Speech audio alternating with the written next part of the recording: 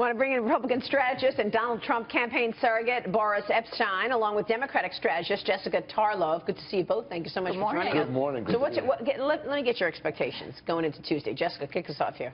Well, she's only 28 delegates away now from clinching the nomination, so we're obviously going to see that. I think by the time New Jersey gets called, that's going to be a done issue there. But I'm sure that you're going to see another Bernie Sanders speech like that. I've been paying no attention whatsoever to how anyone voted, and just to carry on. It's quite amazing for him to be saying, you know, we need to focus on beating Donald Trump when you're 300-plus pledged delegates behind and you're not going to be the guy. And I've seen reports now that within the Sanders campaign, there's some infighting going on there about when he should step down and try to unify here.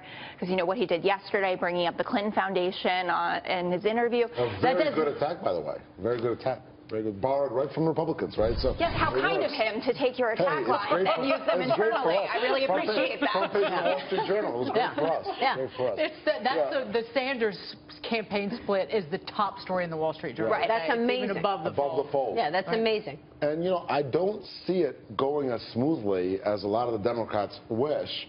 And I think it's going to go the way a lot of Democrats fear. He's got the bug. He's addicted to running for president, Sanders is. And he knows he's losing deep inside, but the money is still kind of there, and he just doesn't want to admit it. Kind of being the operative word. He used to be a lot there, but now... What are the chances that some of these superdelegates change their minds at the convention and go with Sanders? Very low. Very low. Why would they? I mean, this is the thing. He's making an argument not if he wins California? If he wins California, if he wins, so the polls right now plus or minus 2 for him, but the Real Clear Politics average is, I think it's 8 right now. She's ahead.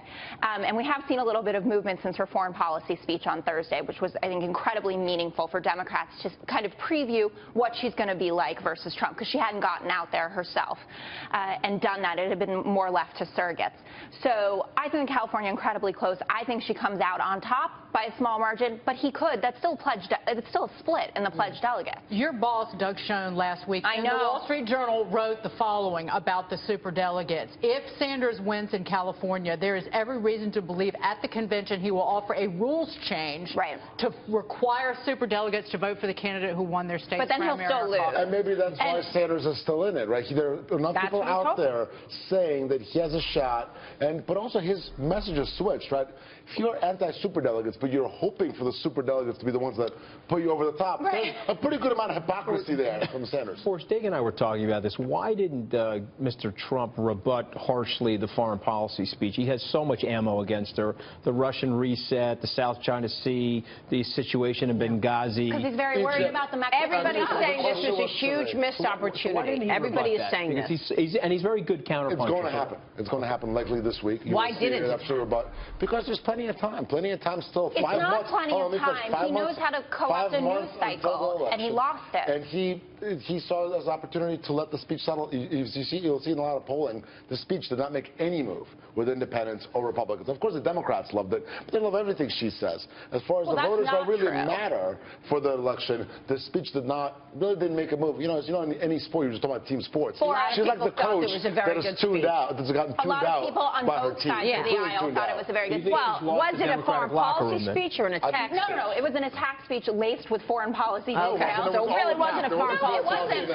Well, she's not talking about her policy at all. She didn't speak about her policy, but you know, I know that it was a good attack speech. Because she doesn't have one. She was a terrible Secretary of State. And you just Here we go. Trump it up.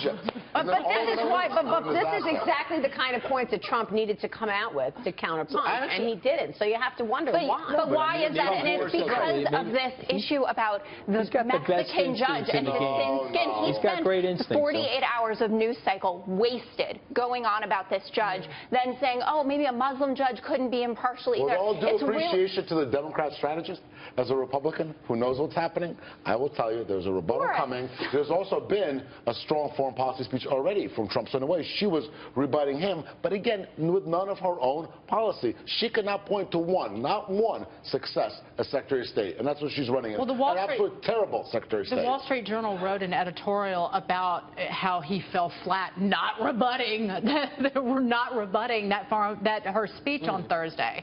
So it's not they're not a voice in the wilderness in terms of Republicans who were disappointed with how Trump responded. The speech was on Thursday.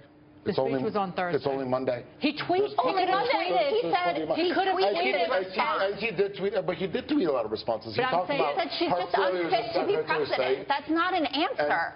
He could have gone to the Russian reset as one item. Russian reset, Libya, but now he says that he was taking the document. Even the Democrats have No, answers. obviously I know the talking points of the other side. I'm paying attention so that I can deal with it. What about all the foreign money that I went believe into she was the Secretary of State when foundation? Osama bin Laden was taken out, and we just certainly...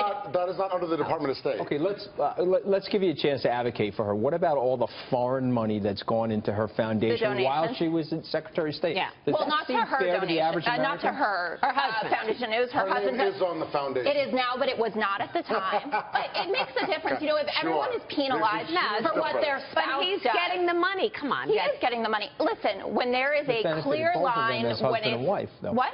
It did benefit both of them as husband and wife. So how do you answer that? It is a key reason that there are honesty and trustworthiness problems with Hillary Clinton. I understand that. I think any responsible Democrat understands that. You can't draw a straight line between them. You can't say, you know, she said, hey, let's, you know, I'd like them to take...